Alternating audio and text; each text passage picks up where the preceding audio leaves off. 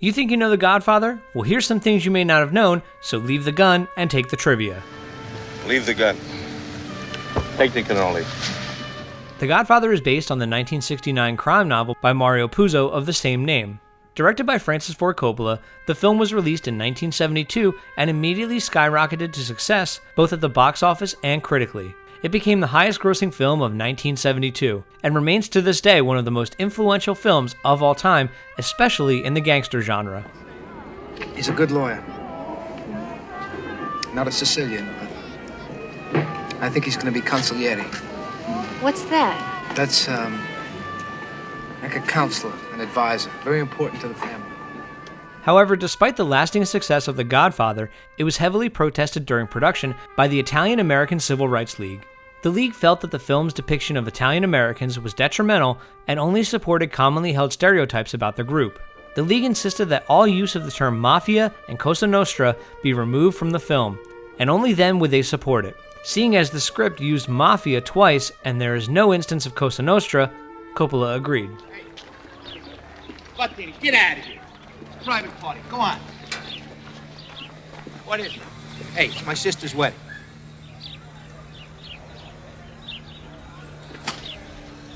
It was Puzo who initially thought up Marlon Brando for the role of Don Vito Corleone. However, executives at Paramount Studios were very much against the idea, as Brando was known for his temper. Despite this, Coppola traveled to Brando's home to film his audition for the role in makeup and eventually snuck the tape in with other audition tapes that Paramount executives were to watch. The executives were so impressed with Brando that they allowed him to be cast in the role, the only stipulation that he get paid less and not cause any delays in the film's production due to his temper. You can act like a man!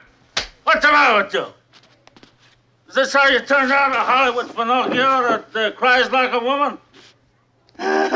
What can I do? What can I do? What is that nonsense? Ridiculous. It was Brando's idea to make Don Corleone look the way he appears in the film.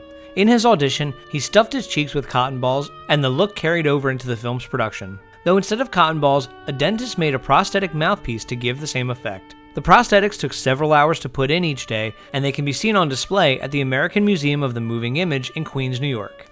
Originally, Paramount asked Coppola to modernize the script to be set in 1972, while he and Puzo were reworking it in order to cut costs. They suggested that St. Louis and Kansas City be used as a stand-in for the vastly more expensive New York City. Coppola would not relent, instead convincing Paramount to retain the integrity of the film by keeping it a post-World War II New York piece. The police have been cracking down on most of our operations, and also the other families.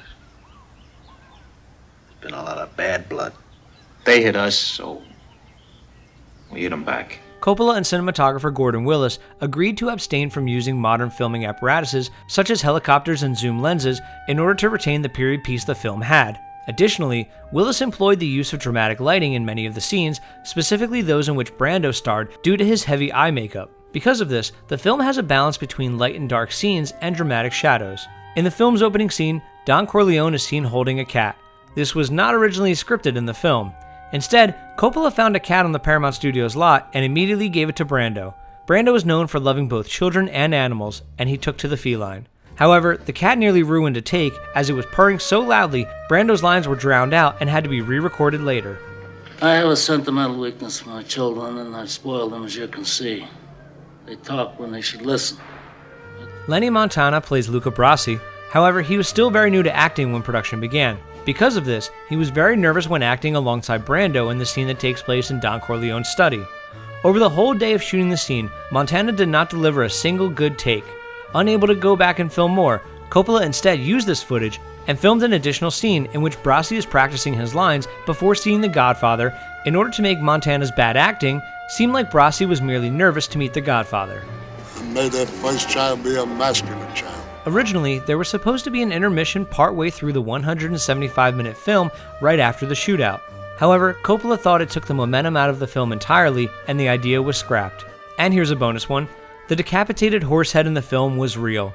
Paramount Studio executives urged Coppola to use a fake horse's head, but he didn't like the look of the props that were made and sent his scouts out to find a real horse's head. Instead of coming back empty-handed, the scouts came back with news of a horse about to head to slaughter at a dog factory in New Jersey. When the horse was slaughtered, its head was put on dry ice and sent to the production team. Ah!